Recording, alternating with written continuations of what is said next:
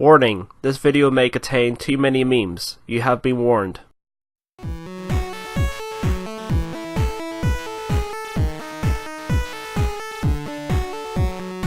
Hello and welcome fans and friends, my name is Super 8-Bit Ben and you're very welcome to my very first Let's Play. Now this Let's Play is going to be a little bit different from your average Let's Play. It's me going to be covering a bunch of fan levels that were made for a new game called A Hat in Time. I've loved the absolute crap out of this game and all I want to do is just play more and more of it, and I thought, if I come across some really amazing fan levels, I will cover them as long as I can actually beat them. Sometimes I might mention some of the levels I can't beat that I think it might be fun for some people, but unfortunately because I would be on a strict time schedule, I just kind of want to show off some of the best ones that anyone can play. So on my profile here you see that I have 102%, that proves I've beaten the game, and I actually got an extra 2% from the beta level that came out. I want to show off the costume that I'll be wearing in each of the levels. This is a fan mod costume that I actually downloaded.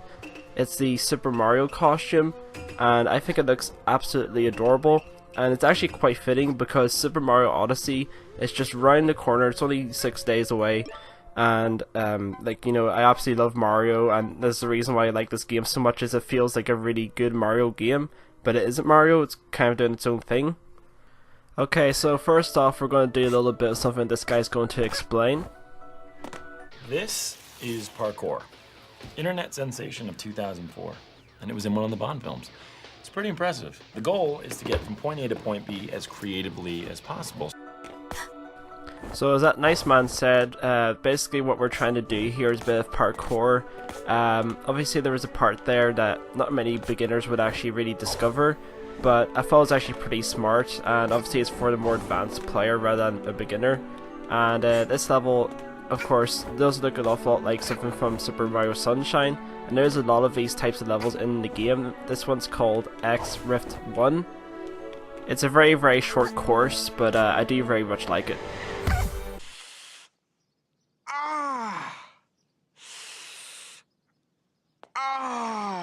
Sorry I had to put this in there, just platforming logic.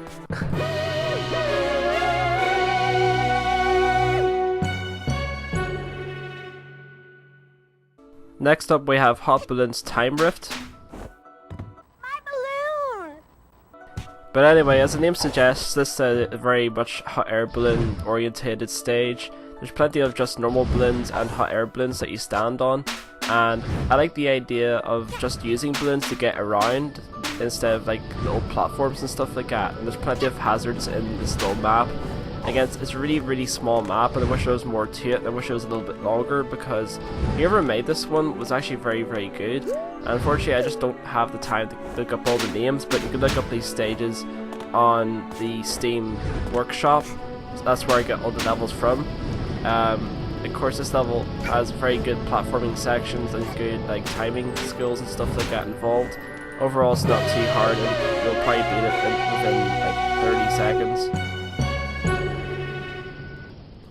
Next up we have the Void Peace Time Rift. This is one of the best early stages that people have made so far, and I really did quite enjoy this one in the later sections. The first parts are actually very, very difficult, but actually overall this level is very difficult in general, and this first part is very hard to conquer. Sometimes it isn't your fault. I think it's sometimes the fault of the way that you control the character in this game. It's not always 100%, but there's this one weird ass part where I was just kind of like, I mean, listen to this. It really would put anyone off while they're listening to the ambient music, and then all of a sudden you have this weird voice from Queen Vanessa's mansion, I believe, and I just don't know anymore. And then you're on this cog thing when all you really feel like saying, "It's time to stop! It's time to stop, okay?"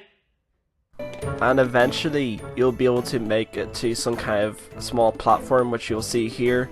I believe this part of the level has multiple paths that you can go through, and that there's no particular path you have to use to get upwards, but I chose this path because it was the closest and quickest for me to get up, and I actually really liked this section. I thought it was quite different.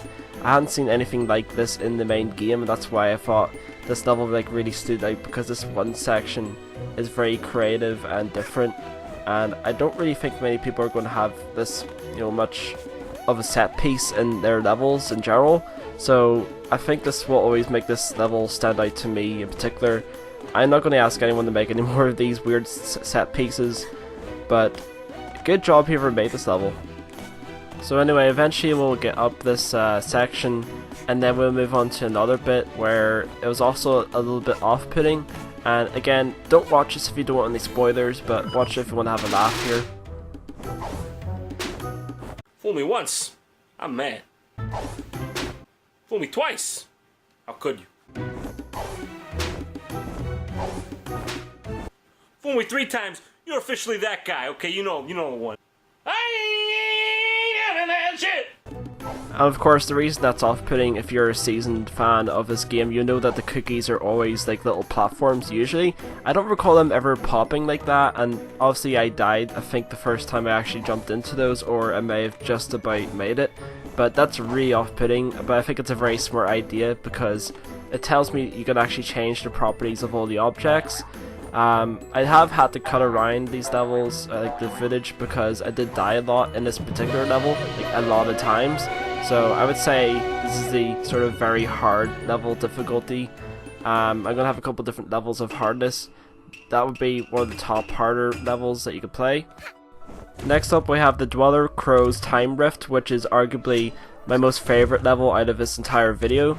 I really like some of the unique ideas with combining the Dweller's Mask and the crows from that one detective level, where obviously you have to time your jumps and stuff like that so that they don't see you. But I really enjoyed this level because of the unique idea and that all the platforming sections were easy enough to get around, but not ultra easy. I had to do a jump cut there because I had died, or they actually spotted me, so it goes to show that this level isn't ultra easy, and that easily this level could have been an actual official level in the game, and that's the sort of quality I'm actually looking for. I don't expect every fan level to be as equal quality as the ones that we got in the actual game, but this is like the only level in this entire video where I feel like it should have been the main game. But again, you guys should definitely check this out for yourself and see if you could beat it. I'm not going for like a sort of speedrun timings here, so maybe you guys can beat me, or I don't know. But I really like this level in general, and hopefully you'll check it out.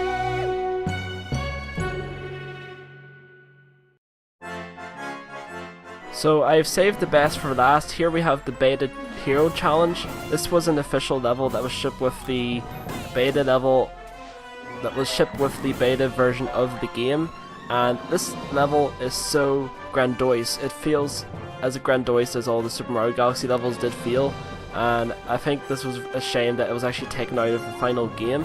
Now you can download this off the Steam Workshop and still play it.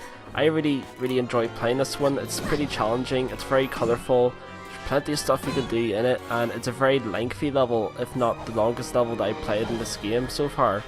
Or at least for something like this, like a Time Rift. Obviously this was made by the official developers as a test level for people to play and show off on YouTube back when the game was still in development, and it still is currently in development, but you get what I mean. There was a part where I had actually fallen off the red platform ahead there, and I did a jump cut so you didn't have to see that, but it goes to show that the controls are still, getting there. They're still working on perfecting the controls, and sometimes it isn't their fault, it might be mine, but the game is very tight with its controls in general, and I have to see how the Mario Odyssey controls actually go, if it's going to be any better or about the same. Anyway, so here we have another section that's a lot like Super Mario Sunshine of these rotating platforms, and they aren't that hard to get past if you've already done those before in the past, but if I had to recommend the 2 levels from this video, of course it would be the Dweller Crow's Rift and this one here, because they kind of show the full potential of what fan levels could be. They see me rolling, they hating, patrolling and trying to catch me riding. Sorry, it's just another joke I had to put in there, but yeah, there's a lot of parts where you'd be kind of rolling around and just to get around faster, and of course that's one of the advantages of the control scheme, is that she can actually dash so far ahead, and this level does take a bit of advantage of that. It doesn't really focus on it, but you take a bit more advantage of it than any other level I can think of, because it's just a faster way of getting around.